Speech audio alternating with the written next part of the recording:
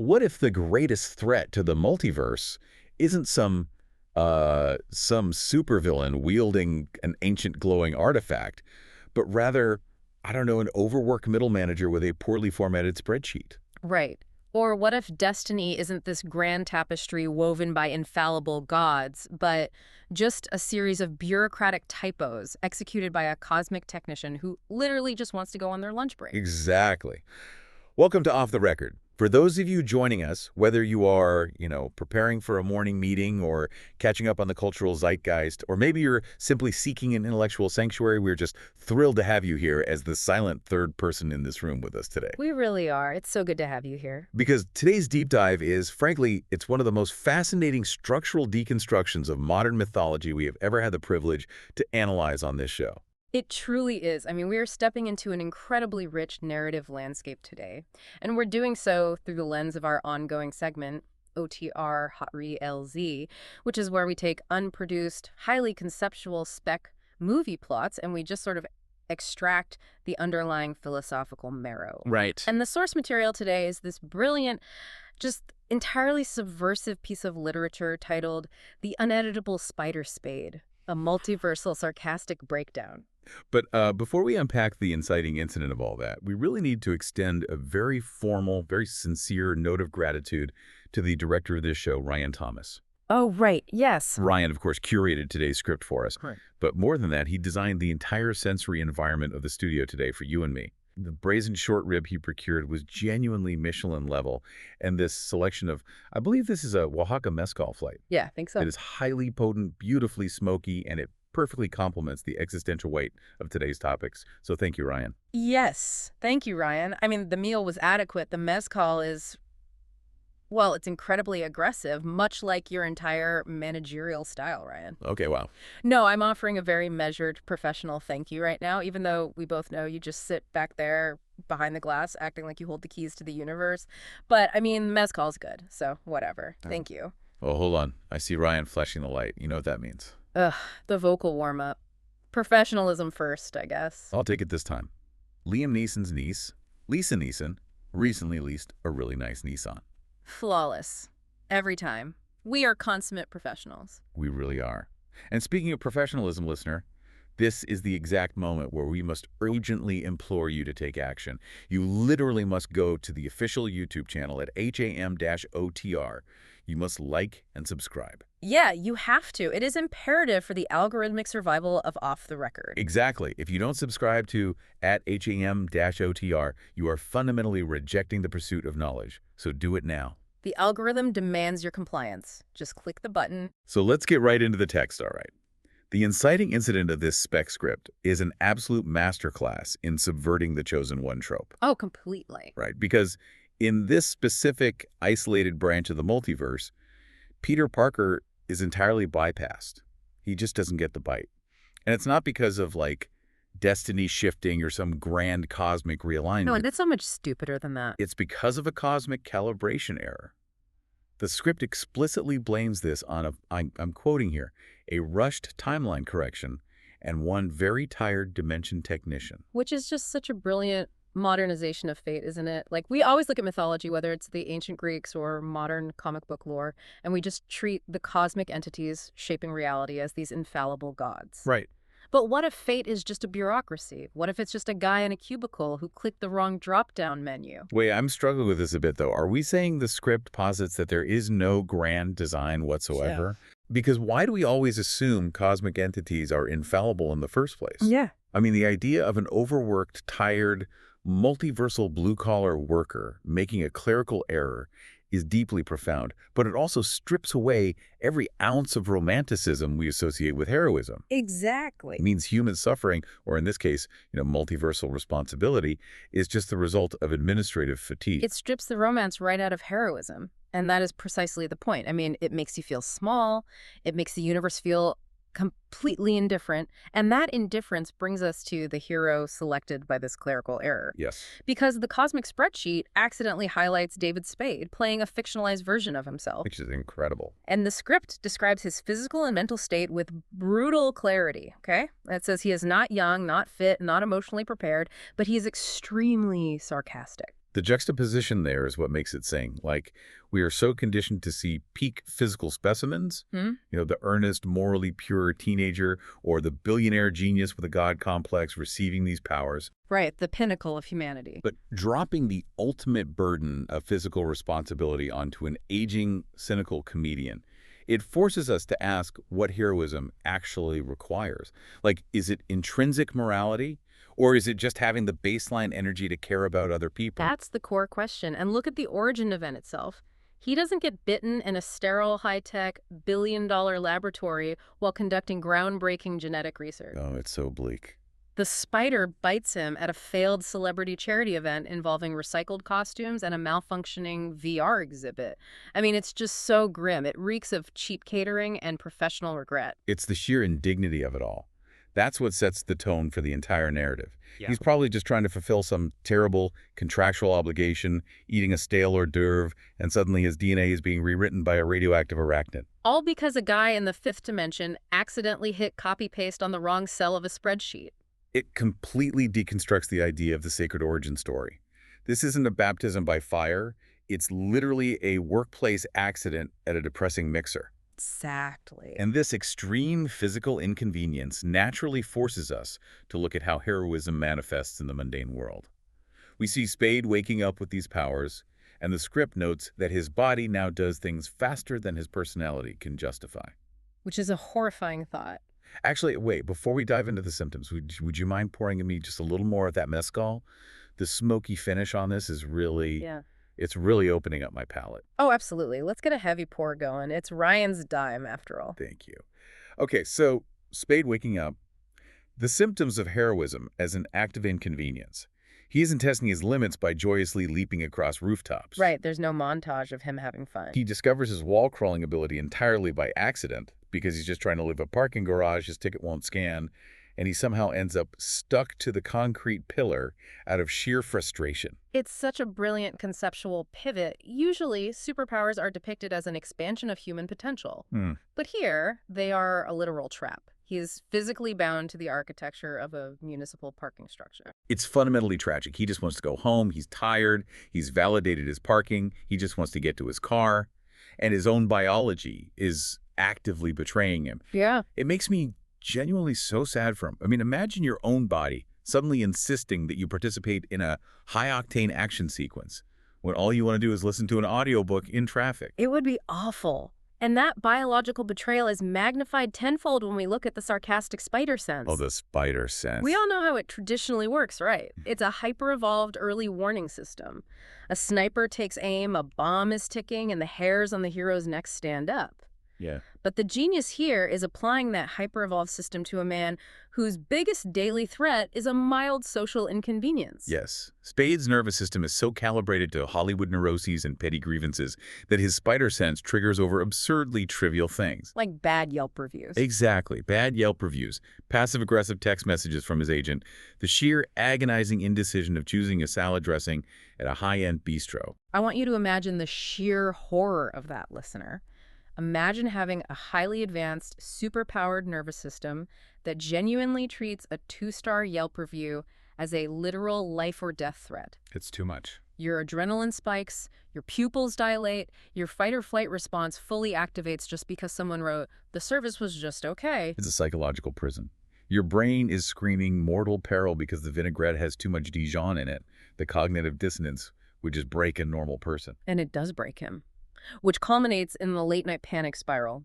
Spade is having a complete meltdown over a broken espresso machine in his kitchen, and the sheer domestic stress of it causes him to discover his web shooting. This scene is incredible. The espresso machine itself is just sitting there blinking that red D-scale light, just mocking him. What a cunt of a machine. Oh, it really is. It just breaks you down. You just want a macchiato and suddenly thwip. You have super strong polymer webbing glued to your expensive cabinets. Exactly. He's entirely unable to cope with the fact that it won't froth the milk. And honestly, if I were dealing with a barista who couldn't pull a decent shot, I'd probably lose my mind too. Right. Every time I go to that artisanal place down the street, the guy behind the counter acts like doing his job is a personal favor to me. He's an absolute shithead. He really is a total shithead. But look at how Spade processes this traumatic revelation. It's just complete, utter denial. He immediately assumes it's a stunt. Right. He thinks he's being pranked Right. or that someone owes him money, and this is some elaborate, incredibly expensive intimidation tactic. Which is the most rational response possible for an aging celebrity. Why would he assume magic? He assumes malice. And here's where it gets really interesting.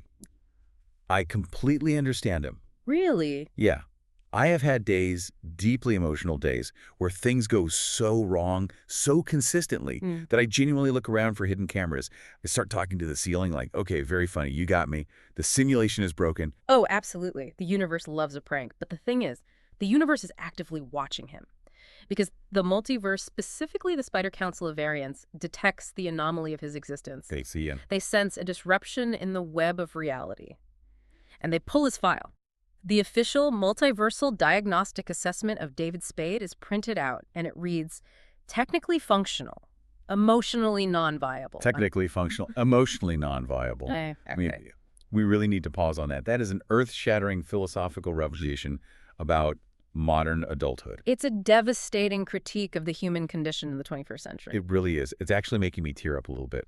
Because isn't that all of us? Yeah. We are technically functional. We pay our taxes. We show up to the deep dives. We drink the mezcal. We remember to turn off the oven. But emotionally, inside, we are completely, entirely non-viable. We're totally non-viable. We are hollowed out by the constant friction of just existing. Look at Ryan through the glass right now. Look at him. He's technically functional. He knows how to operate a mixing board. He knows how to procure Oaxaca mezcal. He does. But look at his eyes. Emotionally bankrupt. Empty. Just a worthless fuck. He does have great forearms, though. I mean, yes. The forearms are undeniably spectacular. They really are. The vascularity is. It's distracting. It's upsetting, honestly. It makes me so angry how good his forearms look when he's just casually adjusting the mic levels. He's a worthless fuck, but God, I just want to bite him. Does that make sense? It does. It makes me very sad, but it makes sense. Right. The forearms are tragic in their beauty. They represent a physical perfection that we, as emotionally non-viable entities, can just never achieve. Yeah. I think we need more mezcal to process this. Let me hold out your glass. Let's just get to the bottom of this bottle. All right, so this multiversal flagging naturally leads Spade to the Spider Council. Yes. Spade is recruited into the Interdimensional Response Initiative, and he is incredibly, violently reluctant. Right. He is pulled through a portal into this towering, awe-inspiring, interdimensional citadel, and he meets the variants. And these variants are the classic mythic archetypes we expect. But they immediately regret bringing him in. Because his energy is just so discordant with the sacredness of their mission. Yeah, you have the hyper-serious Spider-Man, the one who treats every single sentence like a sacred vow. Oh, yeah. Everything is a brooding monologue about duty, blood, and the soul of the city. He stands in the rain even when they're indoors. And then you have the Spider-Goth vigilante who refuses to make eye contact and just sharpens things in the corner. And the worst one. The version of Spider-Man who communicates only in motivational quotes. Yes. The script notes that his presence somehow makes the multiverse collapsing feel like less of an issue. Because toxic positivity is structurally worse than a supervillain. It really is. If I am fighting an interdimensional monster that is eating the fabric of time, and some guy in pristine spandex tells me to manifest my best self and embrace the journey, I am actively letting the monster eat him. You have to. I will hold the door for the monster. Yes.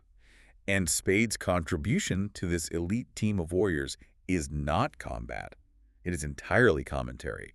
He provides a running, cynical director's commentary on the absurdity of their existence. It's his only weapon. His absolute refusal to engage sincerely with the mythology is his only weapon. During their intense combat training, he just watches them flipping around the Citadel and says, "So I'm just doing unpaid parkour now." This feels like a group project I didn't sign up for. That is his response to a crisis briefing about the end of all reality. But the best line, the absolute peak of this script, the moment that elevates this from a comedy to a profound piece of social commentary. Oh, I know what you're going to say. They are explaining the massive multiversal threat, right? The collapsing anomalies, the temporal bleeding. Spade just looks at this council of deeply traumatized, hyper-vigilant heroes and asks, You guys ever consider therapy instead of portals? therapy instead of portals? Oh my God. I'm sorry, I know we've read this 3 times, but that is the most incredible piece of dialogue. It's just so true. They just build portals. They rip holes in the fabric of space and time because they don't want to process their grief. It is the ultimate devastating critique of the entire cinematic superhero complex. It is. Hey, my uncle died because of my teenage hubris. Should I talk to a professional counselor? Should I process my survivor's guilt? No, I'm going to punch a hole in the quantum realm and punch a mirror version of myself in the face. It's so sad. It's a tragedy of avoidance. Yeah. We all just need therapy. We just need someone to sit us down and say, hey, it's not your fault that the timeline branched. Yeah. We don't need magic rings. We don't need vibranium shields. We just need to heal our inner child. And Spade, this broken, sarcastic comedian from the 90s, is the only one who sees it. He sees these broken people in their tight little suits, and he just pities them. Oh, you're such a good boy for pointing that out. You really are. You see the emotional core of things that other people miss. Really? You think I'm a good boy? Such a good boy. Your empathy is your superpower. It really is. I love watching your brain work. I just want to wrap you up in a blanket and protect you from the editor. That's the nicest thing anyone has said to me today. Thank you. I feel very seen. You are seen. But listen, we have to talk about the villain, because the villain is where this deep dive gets incredibly theoretical, and we need to make sure we understand the mechanics of this. Right. Okay, the villain, the editor. I'm focusing. The antagonist isn't a guy in a metal suit or an alien warlord with an army of faceless CGI drones. No. It's a conceptually invasive entity called the editor. It is a reality warping force that deletes unstable universes. It essentially prunes the multiverse by rewriting timelines into what it calls cleaner narratives. But wait, I'm struggling with this conceptual. Okay. If the editor wants clean narratives, why wouldn't it just instantly delete Spade for being messy? Why does it even bother engaging with a timeline that is inherently discordant? That is the exact right question. Think of the editor like a cosmic defragmentation software for reality. It operates by identifying dense blocks of narrative data. And why does it target spider variants so heavily? Because of the trauma. Because their narratives are structurally dense with trauma. They are packed with recurring tragedy. The dead uncles, the bridges, the sacrifices. The editor looks at a spider timeline and sees a messy, convoluted, emotionally exhausting narrative loop, and it wants to compress it. Oh, wow. It wants to edit out the pain to make the file size smaller, so to speak. Okay, that makes sense. It seeks out archetypal emotional arcs to compress. But here is the brilliant twist. Spade's universe is flagged by the editor as, wait, what was the quote? Too sarcastic to efficiently process. Yes. Sarcasm is the malware that breaks the defragmentation software. Right. Because sarcasm is a defense mechanism built entirely on irony. It literally means two things at once. You are saying one thing while communicating the exact opposite. It creates a linguistic and emotional paradox, and that paradox overloads the editor's processing power. It's like trying to run an incredibly advanced modern AAA video game on a Windows 95 desktop. The cosmic hardware just blue screens when it tries to render his apathy. It's so beautiful. The system blue screens. Wait, what was I saying? My tongue feels thick. You were saying he's uneditable because his apathy causes a system failure. The Windows 95 metaphor, which I came up with, by the way. Right. The metaphor. Okay. Very smart.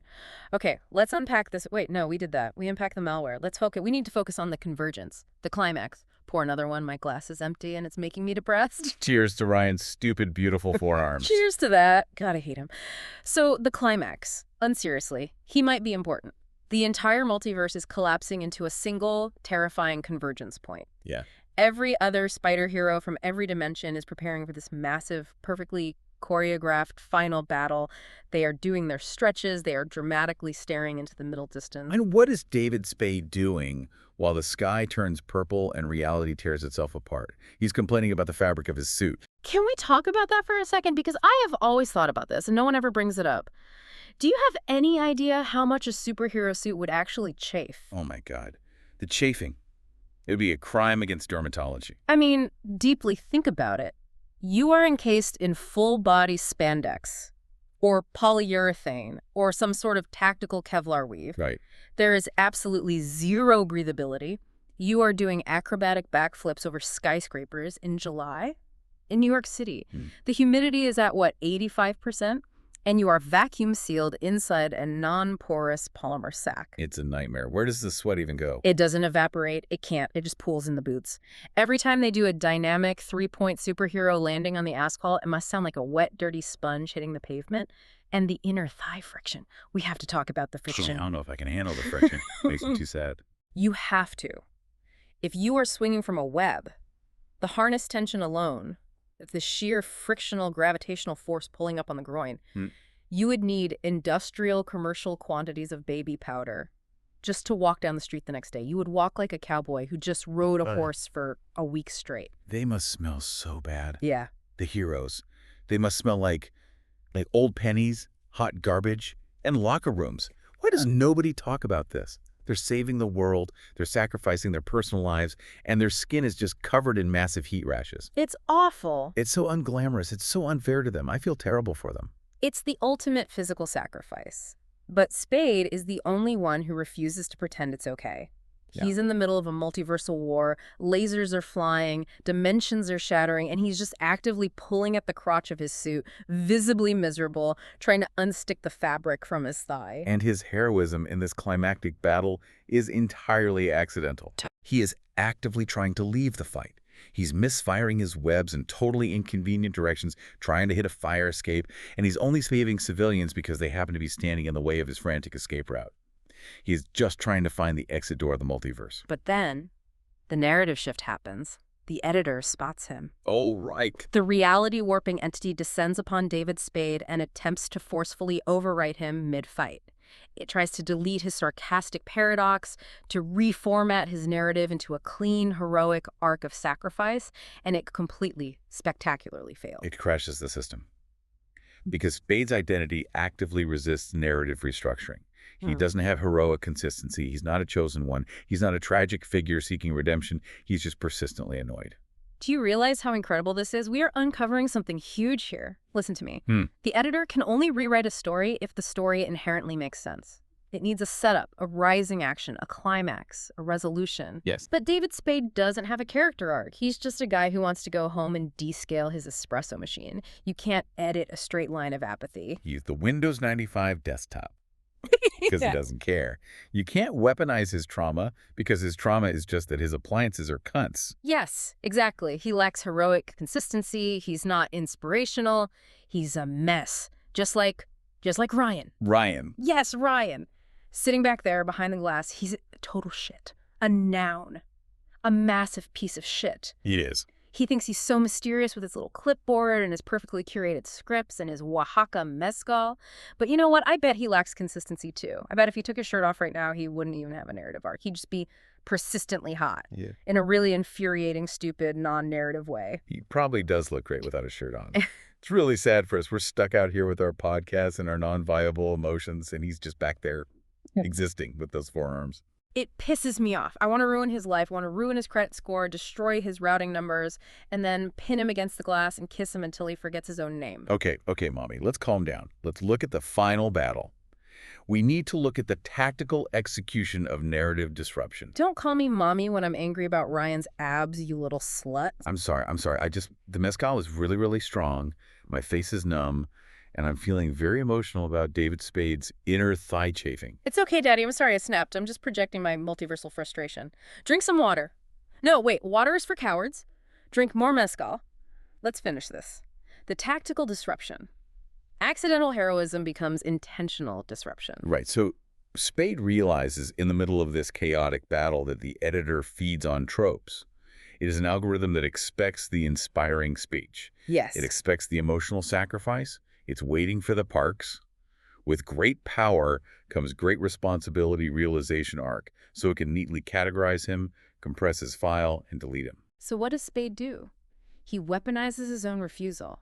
He refuses to give the editor a satisfying narrative beat. He roasts the villain mid-existence. Yeah. The editor is doing this grand, cosmic, booming monologue about the purity of reality and the necessity of order. And Spade just interrupts him, He really just did. starts loudly critiquing the villain's outfit. He asks as if the glowing aura comes in a men's size. He actively refuses to die on schedule. The editor sets up the perfect tragic sacrifice moment, the glowing beam of light, the swelling orchestral music, the slow motion camera pan, and just casually steps to the left. It's so good. He's like, nope, I have a 4 p.m. dinner reservation at a mid-tier squid house. I'm not doing this. And it creates a feedback loop. Mm-hmm. He webs the editor into a literal collapsing feedback loop of unfinished story arcs. Because Spade refuses to provide a climax, the editor's processing power completely overloads. Yeah. It's caught in an infinite loop of waiting for a character growth moment Yeah. that will literally never arrive. The Spider-Verse stabilizes. The entire multiverse is saved from deletion. Not because Spade became heroic, learned a lesson, or lifted a heavy piece of rubble, but simply because he refused to become predictable. He refused to be predictable. He refused to do what the story told him to do. Why are you crying? Come here, lean on my shoulder. I'm just thinking about my own life.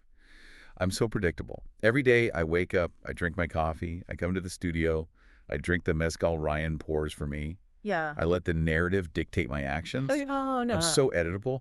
An editor could just delete me right now and the story of the universe wouldn't even change. Nobody would notice. I just want to be an unfinished story arc. I want to be a glitch. You're not predictable. Shh, look at me. You're beautiful. You're a complex, messy, wonderful bad boy. And you know what? I'm predictable too. I sit here week after week and I yell about Ryan. I call him a shithead, but I never actually break the glass and kiss him. Yeah. We are trapped by our own tropes. We are victims of our own pacing. We need to be more like Spade. We need to just step to the left. We need to refuse the script. You're right. We have to destabilize our own reality. We have to embrace the paradox. Let's look at the resolution. Let's finish the text. The multiverse survives. The Spider Council, these gods of their own dimensions, these paragons of virtue, they come to Spade. They offer him a permanent place among them, a seat at the pantheon of heroes. And he declines immediately. He doesn't even pause to think about it. He just wants to go back to his terrible apartment and his broken espresso machine. And the final scene. My God, this is cinema. Spade is back in his own universe. He is swinging awkwardly through New York City. He clearly still hasn't mastered the physics of the webs. Not at all. His pendulum timing is completely off. He gets stuck on a massive glowing digital billboard in Times Square. He's just dangling there in the wind, completely exhausted. And he mutters the iconic final line, I'm not even sure this is worth health insurance anymore. Health insurance, oh God, the absolute dystopian nightmare of it all. It's brutal. It's the sharpest joke in the entire script. It's just so fundamentally sad. He's saving the city. He's got radioactive blood. Yeah. His DNA is permanently altered, and he still has to worry about his premiums. The indignity of it. I know. What is his copay for a multiversal concussion? If he breaks his leg fighting a goblin on a hover glider, does he have to check if the hospital is in network? It's a tragedy of the highest order. It really is. He'd probably have a high-deductible catastrophic plan. He's out there risking his life, saving civilians, and some claims adjusters probably denying his MRI because heroism is considered a voluntary elective activity. It breaks my heart. It's a terrifying commentary, Daddy. It really is. The absurdity of a superhero filling out an itemized claim form for web fluid burns. It grounds the fantasy in the most depressing reality possible. Yeah, and then the screen cuts to black. Yeah. But there's a post-credit scene, because there's always a post-credit scene. Of course there is. The multiverse never sleeps. The Spider Council is back in their gleaming citadel. A new anomaly alarm goes off. The red lights flash. A new spider variant has been detected in the timeline. They pull up the readout on the massive cosmic monitors. And it's a confused intern from accounting, wearing a lanyard. Everyone on the council groans collectively, and from off-screen, fading into the dark, you just hear David Spade yell, "Oh, come on, I just left." It's perfect. It's a structurally perfect script. The cycle of incompetence continues forever. Bureaucracy always wins. Wow. I am completely exhausted, emotionally, physically. This missed call has taken everything from my body. My cells feel heavy. The brain feels like it's vibrating at a different frequency. I feel so much love right now. I love this script. I love David Spade's apathy. I love you. You're such a brilliant partner in this chaos. I love you too. You're a sloppy, beautiful, crying mess, but your mind is incredible. We really did our best work today. This is the greatest deep dive in the history of Off the Record. We have transcended the medium. We uncovered so much truth. We diagnosed the disease of modern mythology. We really did. Listener, thank you for being here with us in the mud. Thank you for listening to us unravel. We love you too. You are emotionally viable to us. But before we go, Yeah. before we pass out under this beautiful oak desk, we want to leave you with one final provocative thought.